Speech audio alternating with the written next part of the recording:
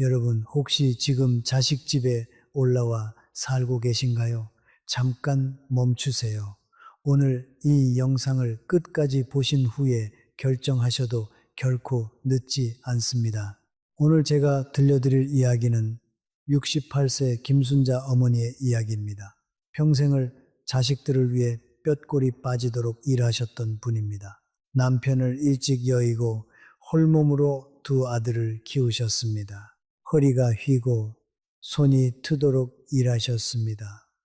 텃밭을 팔고 논 한 쟁기를 팔아서 마련한 8억 원이라는 노후 자금이 있었습니다. 그런데요, 딱 3가지 실수로 인해 그 8억 원이 흔적도 없이 사라졌습니다. 큰아들 집에서는 찬밥 신세가 됐습니다. 마지막 남은 자존심마저 무너지고 말았습니다. 무슨 일이 있었던 걸까요?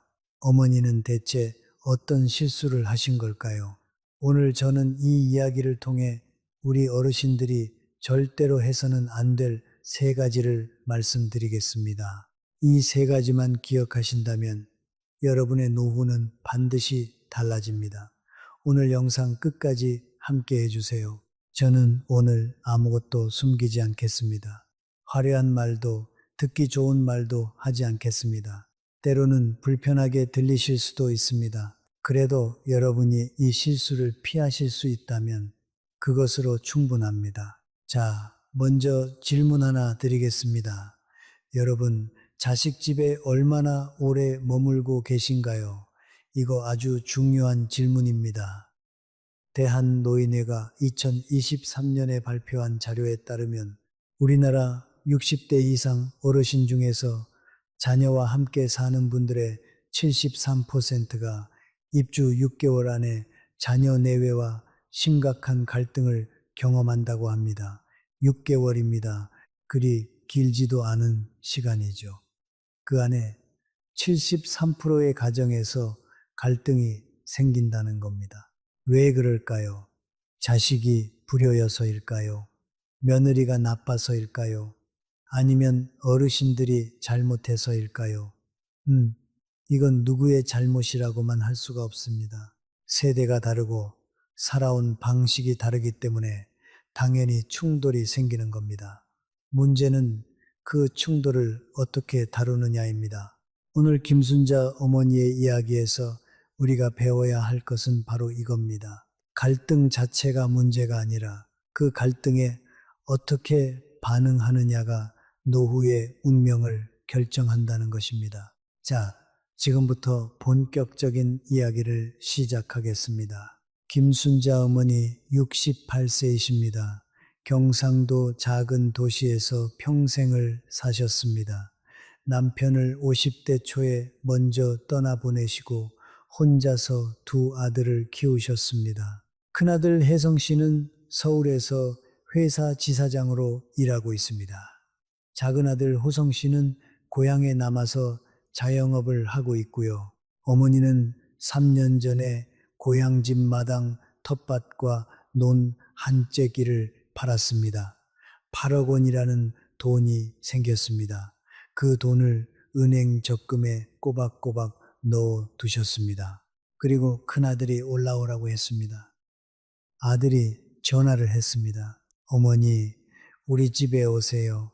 손자 돌봐주시면 저희도 좋고 어머니도 심심하지 않으시잖아요. 가을에 올라오세요. 이렇게 간곡히 부탁을 했습니다. 고향 친구들이 어머니께 부러워했습니다. 순자야, 너는 좋겠다. 아들이 불러주잖아. 우리는 아들 집에 가고 싶어도 말도 못 꺼내는데. 이런 말들을 들으셨습니다. 그리고 어머니는 설레는 마음을 안고 서울로 올라오셨습니다. 그런데 이 자리에서 여러분, 한 가지만 생각해 보시겠어요? 자식이 올라오라는 말, 그게 진심인지 아니면 예의상 하는 말인지 어떻게 구분하실 건가요? 사실 많은 경우 자녀들이 올라오시라는 말에는 2가지 의미가 섞여 있습니다. 하나는 진심으로 부모님이 걱정돼서이고 다른 하나는 현실적으로 도움이 필요해서입니다. 아이 돌봄이 급하거나 집안일을 도와줄 사람이 필요하거나 이 두 가지가 뒤섞인 겁니다. 그런데 어르신들은 어떻게 받아들이시냐면요. 대부분 이렇게 생각하십니다. 우리 자식이 나를 모시겠다는 거야. 내가 가서 이 집안의 안주인 역할을 해줘야겠어. 이렇게요. 바로 이 생각의 차이가 6개월 안에 73% 갈등을 만들어내는 씨앗입니다. 김순자 어머니도 마찬가지셨습니다. 큰아들 집에 들어오시던 날 어머니 마음속에는 이런 생각이 가득하셨습니다. 내가 얘를 키웠어. 내가 이 집안의 어른이야. 이제 내가 와서 이 집을 바로잡아 줘야겠어. 그래서 첫날부터 지시를 시작하셨습니다. 며느리가 준비해둔 음식에 대해 뭐라고 하셨고, 집안 청소 상태에 대해 지적하셨습니다. 그게 사랑에서 나온 말씀이라는 걸 어머니는 아십니다. 하지만 며느리 눈에는 어떻게 보였을까요? 서울대학교 가족복지연구소가 발표한 자료를 보면 며느리들이 시어머니와 갈등을 느끼는 가장 큰 이유 1위가 뭔지 아세요? 내 생활 방식을 간섭한다입니다. 68%가 이걸 꼽았습니다. 음식 간섭, 요가 간섭, 살림 방식 간섭, 이 세 가지가 가장 큰 갈등 원인이었습니다. 그런데 흥미로운 게 있습니다. 시어머니들이 갈등 원인으로 꼽은 1위는요, 내 말을 안 듣는다 였습니다. 여기서 서로의 인식이 완전히 엇갈리는 거죠. 어머니 쪽에서는 가르치는 거고, 며느리 쪽에서는 간섭받는 겁니다. 이 이야기 불편하게 들리시나요? 그래도 계속 말씀드리겠습니다. 왜냐하면 이걸 알아야 여러분이 더 행복하실 수 있으니까요. 자식 집에 들어갔을 때 어르신들이 절대 해서는 안 되는 행동 하나가 있습니다. 바로 첫날부터 집의 규칙을 바꾸려 하는 것입니다. 여러분이 자식 집에 들어가는 순간 그 집은 자식의 집입니다. 어르신이 아무리 돈을 보태셨어도 아무리 손주를 돌봐주셔도 그 집은 자식 내외가 주인입니다. 이 사실을 인정하기가 쉽지 않으시다는 거 저도 압니다. 내가 이 집에 뭘 해줬는데 라는 마음이 드시는 거 충분히 이해합니다. 하지만 그 마음을 앞세우는 순간 모든 게 틀어지기 시작합니다. 김순자 어머니 이야기를 계속하겠습니다. 어머니가 올라오시고 2달 정도는 평화로웠습니다.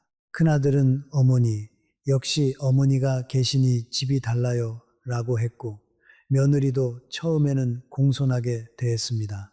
어머니는 이걸 보시면서 생각하셨습니다. 그래, 내가 역시 이 집안에 필요한 존재야. 그런데 3달째 들어서면서부터 조금씩 금이 가기 시작했습니다. 어느 더운 여름밤이었습니다. 어머니가 밤중에 화장실을 가시다가 손자 방 앞을 지나쳤습니다. 에어컨이 돌아가고 있었습니다. 전기세가 걱정돼서 에어컨을 끄셨습니다. 기저귀도 아이 몸에 나쁘다고 생각하셔서 떼버리셨습니다. 그리고 아이가 더워서 울기 시작했고 며느리가 달려왔습니다. 어머니가 어떤 말씀을 하셨는지 아세요? 전기세가 얼마인데 에어컨을 밤새 켜놓아. 예전엔 이런 거 없이도 잘 컸어. 잠깐 이 상황에서 며느리 입장이 되어 보시겠어요? 자기 아이가 더위에 울고 있는데 시어머니가 전기세 걱정을 하십니다. 그 마음이 어떻겠어요? 이렇게 작은 사건들이 하나하나 쌓이기 시작했습니다. 에어컨 사건, 음식 사건, 육아 방식 사건, 매번 어머니는 자신이 옳다고 생각하셨고 며느리는 조금씩 지쳐갔습니다. 부엌에서도 갈등이 생겼습니다. 어머니는 평생 MSG와 국산 참기름으로 음식을 하셨습니다. 그런데 며느리는 남편 건강을 위해 오일리브 기름만 쓰고 천연 조미료를 쓰는 방식으로 요리를 했습니다. 어머니 눈에는 싱겁고 맛도 없어 보였습니다. 어느 날 어머니가 부엌에 들어가서 조미료통을 집어들었습니다. 며느리가 어머니, 저희는 그거 안 써요. 라고 하자 어머니는 내가 이걸로 키운 사람이 저 사람 아니야? 멀쩡하게 잘 크지 않았어? 라고 하셨습니다. 이 말이 당연한 말 같지요? 그런데 며느리 귀에는 이렇게 들립니다. 내가 하는 방식은 틀렸어. 내 방식이 맞아. 이렇게요. 서울 아산병원 정신건강의학과 연구팀이 발표한 자료가 있습니다. 자녀와 함께 사는 어르신들을 1년간 추적 조사한 결과입니다. 함께 사는 어르신들의 우울 지수가 독립해서 사는 어르신들보다 2.3배 높았다고 합니다. 그리고 자녀들의 결혼 만족도는 부모님과 함께 살기 시작한 후 평균 38% 떨어졌다고 합니다. 이 숫자들이 무엇을 말하는 걸까요? 함께 산다는 게 어르신에게도 자녀에게도 모두 힘들다는 겁니다. 그렇다면 어떻게 해야 할까요? 해결책을 말씀드리겠습니다. 생각보다 간단합니다. 첫째, 자식 집에 들어갈 때는 손님의 마음으로 들어가세요. 손님은 집주인의 방식을 존중합니다. 말 한마디 하기 전에 이 집의 규칙이 어떻게 되지를 먼저 생각하세요. 둘째, 3개월의 법칙을 기억하세요. 처음 3개월은 절대로 집안 규칙에 대해 의견을 내지 마세요. 그냥 보기만 하세요. 관찰하세요. 3개월이 지나면 자녀가 먼저 여쭤볼 겁니다. 그때 천천히 말씀하시면 됩니다. 셋째, 물리적 공간을 분리하세요. 여러분이 사용하는 공간, 여러분이 쓰는 물건은 스스로 관리하세요. 며느리가 여러분 방에 들어오지 않아도 여러분도 며느리 부엌에 함부로 들어가지 않는 겁니다. 서로의 영역을 인정하는 거죠. 이 세 가지만 하셔도 자식 집에서의 생활이 훨씬 편안해집니다. 자, 이제 두 번째 이야기로 넘어가겠습니다. 이게 더 중요합니다. 자식 집에서 갈등이 생겼을 때 어르신들이 가장 많이 꺼내드는 카드가 있습니다. 뭔지 아세요? 내가 너를 어떻게 키웠는데 입니다. 또는 나 덕분에 네가 지금 이렇게 사는 거야 입니다. 이 말 사실입니다. 부모님의 희생이 없었다면 자녀들이 지금 이 자리에 있을 수 없죠. 이건 틀림없는 사실입니다. 그런데요, 이 말을 무기처럼 꺼내드는 순간 어떤 일이 일어나는지 아세요? 자녀들 마음속에서 죄책감이 생깁니다. 그런데 그 죄책감은 곧 분노로 바뀝니다. 부모님이 자식에게 빚을 청구하고 있다는 느낌이 드는 거죠. 그 순간부터 자녀들은 부모님을 사랑이 아닌 의무감으로 대하기 시작합니다. 의무감으로 하는 효도, 진짜 효도일까요? 그 차이 부모님들이 제일 잘 아실 겁니다. 고려대학교 심리학과에서 진행한 연구입니다. 부모님이 공로를 자주 언급하는 가정과 공로를 언급하지 않는 가정을 비교했습니다. 그 결과가 놀랍습니다. 공로를 자주 언급하는 가정에서 자녀들의 자발적 효도 실천율이 오히려 47%나 낮았습니다. 자주 말할수록 오히려 역효과가 났던 겁니다. 왜 그럴까요? 심리학에서 이걸 반발심 효과라고 합니다. 해야 한다는 압박이 강할수록 사람은 반대로 행동하려는 욕구가 생깁니다. 부모님의 공로를 자주 들을수록 자녀들은 그 빚에서 벗어나고 싶어지는 겁니다. 이건 자녀들의 잘못이 아닙니다. 인간의 심리가 그렇게 작동하는 겁니다. 김순자 어머니 이야기를 계속하겠습니다. 어머니는 갈등이 생길 때마다 내가 혜성이를 어떻게 키웠는데 라는 말씀을 하셨습니다. 그리고 나중에는 나 덕분에 이 집에서 사는 거야 라는 말까지 하셨습니다. 며느리는 오래 참았습니다. 6개월을 참았습니다. 하지만 어느 날 저녁 부엌에서 한마디가 터져 나왔습니다. 이 집은 제 집이에요. 어머니는 저희 집에 오신 손님이세요. 이 말을 들으셨을 때 어머니 마음이 얼마나 아프셨을지 저도 짐작이 됩니다. 하지만 그 말이 나오기까지 며느리도 얼마나 오래 참았을까요?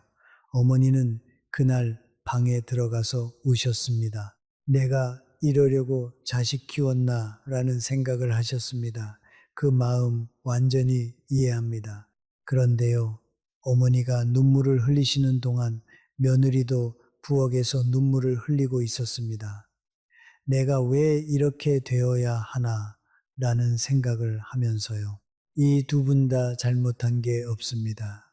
서로 다른 언어로 말하고 있었던 겁니다. 두 번째 실수를 정리해 드리겠습니다. 절대로 공로를 무기로 삼지 마세요. 대신 이렇게 하세요. 첫째, 칭찬을 먼저 하세요. 며느리가 음식을 만들었다면 우선 고생했다는 말을 먼저 하세요. 맛이 좀 달라도요. 우리 며느리가 이렇게 신경 써줬네 라는 말 한마디가 잔소리 10마디보다 훨씬 큰 힘을 발휘합니다. 둘째, 도움을 받을 때 감사 표현을 구체적으로 하세요. 고마워 라는 말로 끝내지 마시고 내 덕분에 오늘 정말 편했어. 내가 없었으면 어쩔 뻔했어처럼 구체적으로 말씀해 주세요. 자녀들이 뿌듯함을 느낍니다. 셋째, 기대치를 낮추세요. 자식이라면 당연히 해야지 라는 마음을 버리고 자식이 이렇게 해줘서 감사하다는 마음으로 바꾸세요. 이 한 가지 마음의 변화가 여러분과 자녀의 관계를 완전히 바꿔놓을 겁니다. 자, 이제 세 번째로 넘어갑니다. 이게 가장 치명적인 실수입니다. 오늘 이야기의 핵심입니다. 자식들과 갈등이 생겼을 때 어르신들이 보여주시는 가장 위험한 행동이 있습니다. 내가 돈이 있어. 내가 없으면 안 되는 사람이야. 라는 것을 증명하려고 재산을 공개하는 겁니다. 이건 말 그대로 목숨을 거는 일입니다. 왜냐하면 재산을 공개하는 순간 그 정보는 절대로 되돌릴 수 없기 때문입니다. 그리고 그 정보는 반드시 어디선가 흘러나갑니다. 금융감독원이 2022년에 발표한 자료를 보면 65세 이상 어르신이 가족에게 사기를 당하는 경우가 전체 노인 금융 사기의 41%를 차지한다고 합니다. 가족에게요. 가장 믿어야 할 사람들에게서 사기를 당하는 겁니다. 그리고 더 충격적인 통계가 있습니다. 그런 피해를 당한 어르신 중에서 사전에 재산을 가족에게 공개한 경우가 87%였습니다. 스스로 먼저 이야기한 경우가요. 아철에서 맨절을 이건 이 숫자 지금 잘 들으세요. 어르신들이 먼저 재산을 이야기하신 겁니다. 이유가 뭘까요? 대부분 이런 상황에서였습니다. 나도 돈 있다, 무시하지 마라는 마음이 생겼을 때입니다. 또는 내가 있어야 이 집이 굴러간다는 것을 증명하고 싶으셨을 때입니다. 바로 이 상황이 김순자 어머니에게도 일어났습니다. 어머니는 며느리와 갈등이 극에 달했을 때 통장을 꺼내셨습니다. 그리고 큰아들 앞에서 며느리가 들으라는 듯이 이렇게 말씀하셨습니다. 내가 8억이 있어. 내가 있어야 이 집이 돌아가는 거야. 나 없으면 너희가 어떻게 살겠어? 그 순간 며느리는 차갑게 웃었을 겁니다. 그리고 그 정보는 그날 밤 전화 한 통을 타고 작은 아들 귀에 들어갔습니다. 작은 아들 호성 씨가 일주일 뒤에 찾아왔습니다. 손에는 망고한 상자와 건강보조식품 2통을 들고서요. 그리고 어머니를 향해 두 팔을 벌렸습니다. 어머니, 많이 야위셨네요. 형수님이 어머니를 너무 고생시키는 거 아닌지 걱정돼서 올라왔어요. 이 말을 들으셨을 때 어머니 마음이 어떠셨을까요? 며느리에게 오래 상처받으셨던 어머니는 이 말이 단비처럼 느껴지셨을 겁니다. 아들이 어머니 등을 주물러 드리면서 속삭였습니다. 어머니, 고향 근처에 좋은 사업 기회가 있어요. 어머니가 자본 좀 도와주시면 제가 크게 성공해서 어머니를 편안하게 모실게요. 어머니 방 따로 지어드리고 날마다 맛있는 것도 해드리고 형수님 얼굴 볼 필요 없이요. 이 말이 달콤하게 들리셨겠죠. 며느리 얼굴 보기 힘드셨던 어머니한테는요. 그리고 어머니는 그 자리에서 결정하셨습니다. 은행에 가서 8억 원을 전부 인출하셨습니다. 그리고 작은 아들 손에 쥐어 주셨습니다. 이거면 되겠냐? 어미 걱정하지 말고 사업 잘 해. 작은 아들은 돈을 받자마자 오토바이를 타고 떠났습니다. 그리고 그날 이후 전화를 받지 않았습니다. 일주일 후에야 사실이 드러났습니다. 작은 아들은 이미 수년 전부터 도박 빚에 시달리고 있었고 채권자들을 피해 다니고 있었습니다. 8억 원은 그 빚을 갚는 데 사라졌고 아들은 다른 지역으로 도망가 버렸습니다. 어머니가 그 사실을 아셨을 때 어머니는 그 자리에서 쓰러지셨습니다. 이 이야기를 들으시면서 혹시 나는 저런 실수는 안 한다고 생각하시나요? 잠깐 멈추세요. 국민건강보험공단 자료에 따르면 노인 금융사기 피해자들의 91%가 나는 절대 안 당한다고 생각했다고 답했습니다. 91%입니다. 사기를 당하기 직전까지 자신은 괜찮다고 생각하셨던 겁니다. 왜 우리가 이런 판단 착오를 할까요? 서울대학교 의과대학 신경과학 연구팀의 설명을 빌리자면 외로움과 상처를 받은 상태에서 위로를 받으면 뇌의 판단 기능이 현저히 약해진다고 합니다. 특히 60대 이상에서 이 현상이 두드러집니다. 쉽게 말씀드리면요. 오래 상처받고 외로우셨던 분이 갑자기 당신 편이에요 라는 말을 들으면 뇌가 제대로 판단을 못하게 된다는 겁니다. 이건 의지의 문제가 아닙니다. 뇌의 생물학적 반응입니다. 그래서 가장 위험한 순간이 언제냐면요. 바로 감정이 격해 있을 때입니다. 며느리와 싸우고 나서 큰아들이 내 편을 안 들어서 서럽고 분하고 억울한 그 순간이 판단력이 가장 낮아지는 순간이기도 합니다. 이걸 기억하세요. 자, 세 번째 실수를 정리해 드리겠습니다. 재산은 절대로 함부로 공개하지 마세요. 구체적으로 말씀드리면 첫째, 자녀들과 갈등이 생겼을 때 재산 이야기는 꺼내지 마세요. 특히 화가 났을 때는 더더욱요. 그 순간에는 어떤 결정도 내리지 마세요. 둘째, 재산은 당신이 살아있는 동안은 당신 이름으로 두세요. 공증이든 위임이든 살아계신 동안에는 절대로 타인 명의로 넘기지 마세요. 가족이라도요. 셋째, 갑자기 도와달라는 말이 나오면 반드시 이틀을 기다리세요. 그 자리에서 절대 결정하지 마세요. 하루 자고 이틀 자고 나서도 여전히 그게 좋은 생각이라면 그때 가서 작은 금액만 먼저 테스트해 보세요. 큰 금액을 한 번에 들이지 마세요. 이 세 가지를 지키시면 여러분의 노후 자금은 여러분이 살아계신 동안 여러분 곁에 있을 겁니다. 자, 다시 이야기로 돌아가겠습니다. 8억 원이 사라지고 난 후 어머니는 쓰러지셨습니다. 열이 펄펄 나셨습니다. 몸이 아픈 게 아니라 마음이 먼저 무너진 겁니다. 어머니는 누워 계시면서 생각하셨습니다. 이제 며느리가 와서 나를 몰아낼 거야.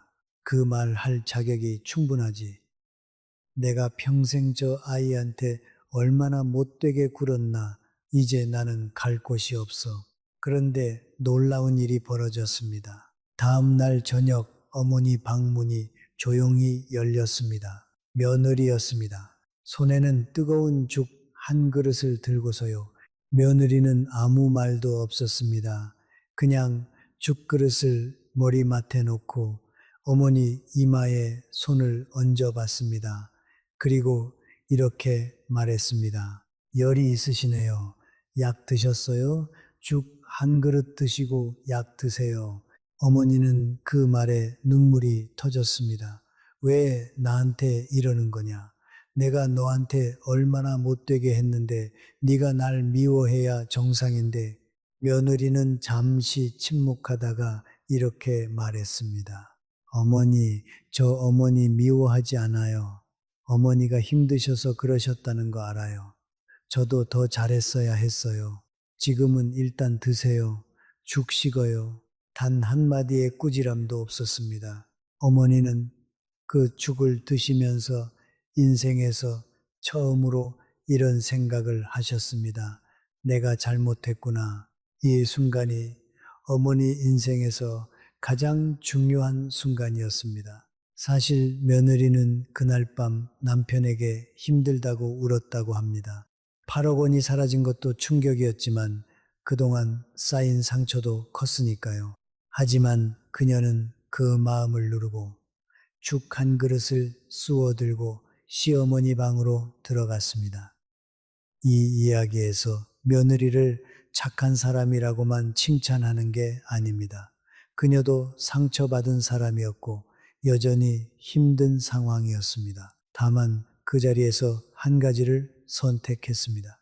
오늘 해야 할 일을 하겠다고 결심한 겁니다. 그 죽 한 그릇이 어머니와 며느리 사이의 관계를 다시 시작하게 했습니다. 물론 하루아침에 다 좋아지지는 않았습니다. 몇 달이 지나도록 어머니와 며느리 사이에 웃음이 넘치지는 않았습니다. 하지만 며느리는 매일 아침 어머니 드실 것을 챙겨놓고 출근했고 어머니는 며느리가 집을 어떻게 꾸리든 더 이상 간섭하지 않으셨습니다. 손자가 할머니 오늘 뭐 했어요? 라고 물어오는 저녁이 생겼습니다. 그 조용한 변화가 시작됐습니다. 어머니는 이렇게 말씀하셨습니다. 8억 원을 잃고서야 알았어요. 그 돈보다 훨씬 더 소중한 걸 잃을 뻔 했다는 것을요. 그건 자식과의 관계였어요. 자, 이제 재산을 지키는 방법에 대해서 좀 더 구체적으로 말씀드리겠습니다. 이건 정말 중요하거든요. 질병관리청과 법무부가 2021년에 공동으로 발간한 노인 재정 보호 가이드라인이 있습니다. 거기에 이런 내용이 있습니다. 65세 이상 어르신이 자신의 재산을 스스로 지키기 위한 가장 효과적인 방법 3가지를 소개하고 있습니다. 첫 번째는 신뢰할 수 있는 제3자를 재정 관리에 포함시키는 것입니다. 가족이 아닌 제3자입니다. 가족이 아닌 사람이 재정을 함께 확인하는 구조를 만드세요. 예를 들어 금융기관에 신뢰할 수 있는 지인을 재산 보호자로 등록해 두는 겁니다. 요즘 은행들이 이런 서비스를 제공하고 있습니다. 직접 방문하셔서 노인 재산 보호 서비스에 대해 물어보시면 됩니다. 두 번째는 큰 금액 인출 시 의무 대기 시간을 설정하는 것입니다. 이것도 은행에 신청하시면 됩니다. 500만 원 이상 인출 시에는 하루 대기 후 처리되도록 설정해 달라고 요청하세요. 그 사이에 가족이나 은행 직원이 의도를 확인하게 됩니다. 이 하나만으로도 충동적인 결정을 막을 수 있습니다. 세 번째는 이미 후견인 제도를 미리 알아두시는 것입니다. 이건 자신이 건강할 때 미리 신청하는 겁니다. 스스로 인지 기능이 저하됐을 때를 대비해서요. 자신이 원하는 사람을 선택해서 미래 재산 관리를 위임하는 제도입니다. 법원을 통해 신청하실 수 있습니다. 이 3가지 제도를 몰라서 피해를 보시는 분들이 너무 많습니다. 꼭 기억해 두세요. 이제 오늘 전체 내용을 정리해 드리겠습니다. 오늘 저는 김순자 어머니의 이야기를 통해 3가지를 말씀드렸습니다. 첫째, 자식 집에 들어갈 때는 손님의 마음으로 들어가세요. 집주인은 자식이고 여러분은 귀한 손님입니다. 손님이 집 규칙을 바꾸려 하면 초대가 끊기는 건 당연한 일입니다. 처음 3개월은 관찰만 하세요. 그리고 물리적 공간을 분리하세요. 둘째, 공로를 계산하지 마세요. 내가 너를 어떻게 키웠는데 라는 말은 자녀를 감동시키지 않고 오히려 밀어냅니다. 대신 칭찬을 먼저 하세요. 감사를 구체적으로 표현하세요. 그리고 기대치를 낮추세요. 사랑은 받을 것을 기대하지 않을 때 가장 아름답습니다. 셋째, 재산은 살아있는 동안 스스로 지키세요. 감정이 흔들릴 때, 외로울 때, 누군가 내 편이 되어줄 것 같을 때 그 순간이 가장 위험한 순간입니다. 큰 금액 결정은 반드시 이틀을 기다리고 은행의 보호 제도를 활용하세요. 이 세 가지가 여러분의 노후를 지켜줄 겁니다. 여러분, 솔직히 말씀드리겠습니다. 오늘 이 이야기를 하면서 마음이 많이 무거웠습니다. 김순자 어머니 같은 분들이 우리 주변에 얼마나 많은지 알기 때문입니다. 어르신들이 나쁜 분들이 아닙니다. 오히려 너무 열심히 사셨고, 너무 사랑하셨고, 그 사랑의 방식이 조금 달랐을 뿐입니다. 그리고 한 가지 더 말씀드리고 싶습니다. 이미 비슷한 상황에 계신 분들, 이미 자녀와 관계가 어긋난 분들, 이미 재산을 잃으신 분들, 지금 이 순간, 이 영상을 보고 계신 그 순간부터 시작하시면 됩니다. 어제를 바꿀 수는 없습니다. 하지만 오늘은 바꿀 수 있습니다. 오늘 저녁 자녀에게 전화 한 통 해보세요. 요즘 어때? 바쁘지? 라고요. 꾸지람도 요구도 공로 이야기도 없이 그냥 안부만, 이게 시작입니다. 그리고 며느리 또는 사위가 있다면 문자 하나 보내보세요. 오늘도 수고 많았어요. 고마워요. 이 짧은 말 한마디가 관계를 바꾸는 씨앗이 됩니다. 우리 세대는 표현에 인색했습니다.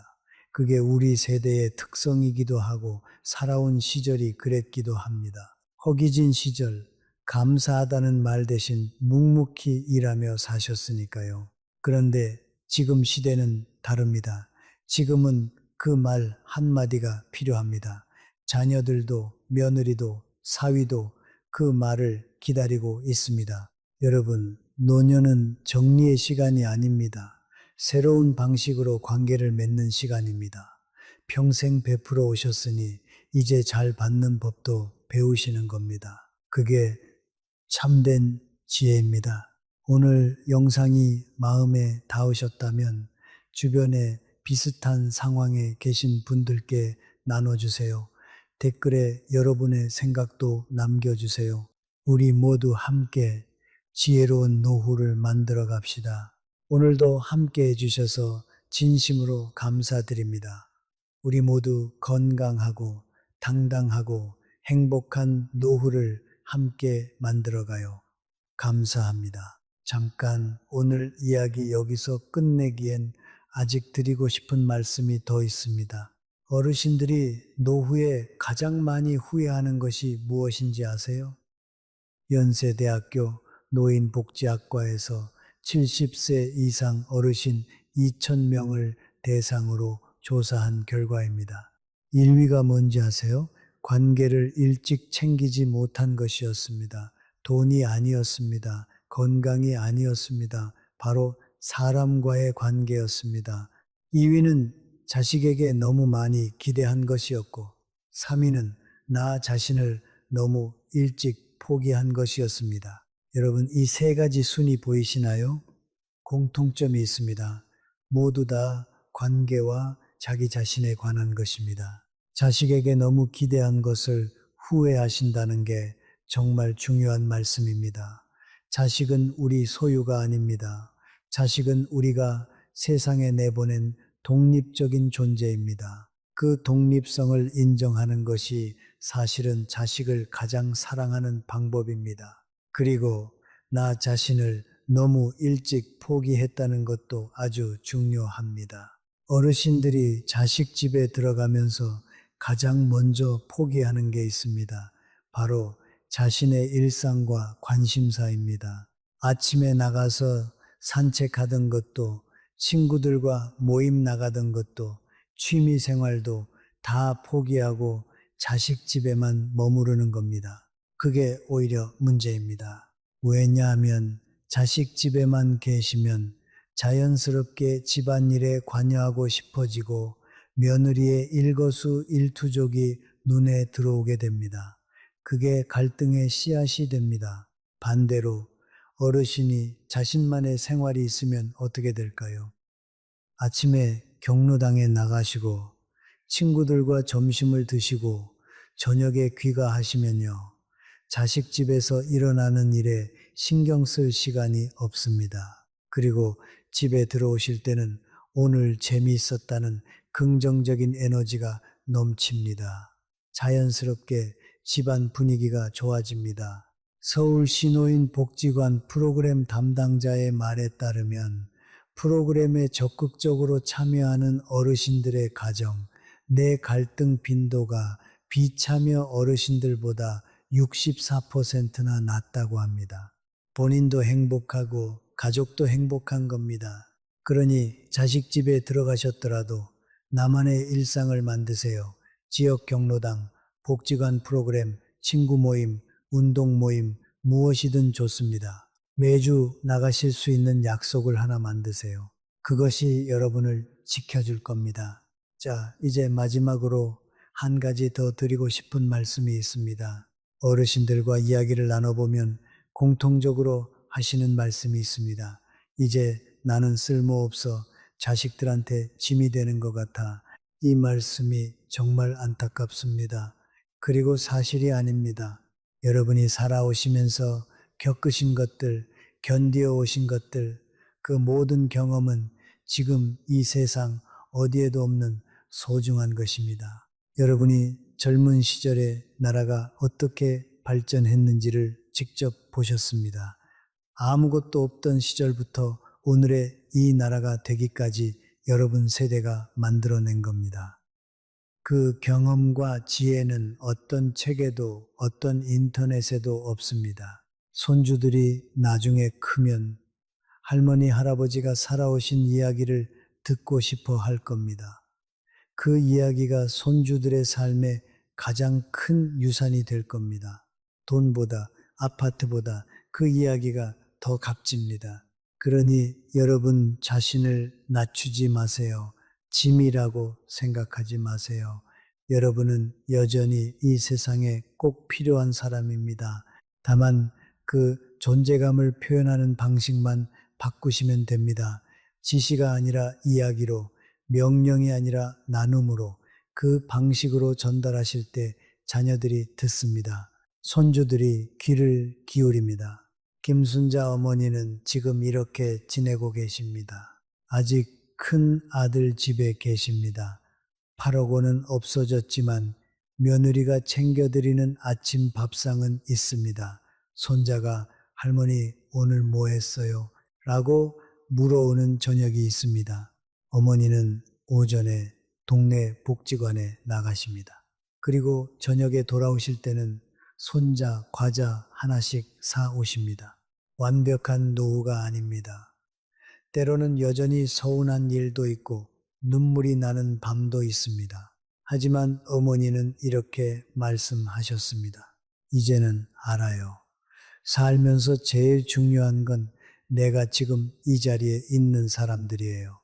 돈보다 자존심보다 오늘 저녁 같이 밥을 먹을 수 있는 그 사람이 세상에서 제일 소중한 거예요. 그걸 너무 늦게 알았지만 그래도 알았으니 다행이에요. 이 말씀 가슴에 닿으셨나요? 오늘 이야기 세 가지 마지막으로 한 번 더 기억해 드리겠습니다. 첫째, 자식 집에서는 손님의 마음으로 지내세요. 둘째, 공로를 무기로 삼지 마세요. 감사로 표현하세요. 셋째, 재산은 살아있는 동안 스스로 지키세요. 이 세 가지입니다. 오늘 영상이 도움이 되셨다면 좋아요와 구독 부탁드립니다. 더 많은 분들께 이 이야기가 닿을 수 있도록요. 주변에 이런 상황에 계신 분이 있다면 조용히 이 영상을 공유해 드리세요. 댓글로 여러분의 이야기도 남겨주시면 좋겠습니다. 우리 함께 이야기 나눠요. 오늘도 긴 시간 함께 해주셔서 진심으로 감사드립니다. 우리 모두 건강하고 당당한 노후를 만들어 갑시다. 감사합니다.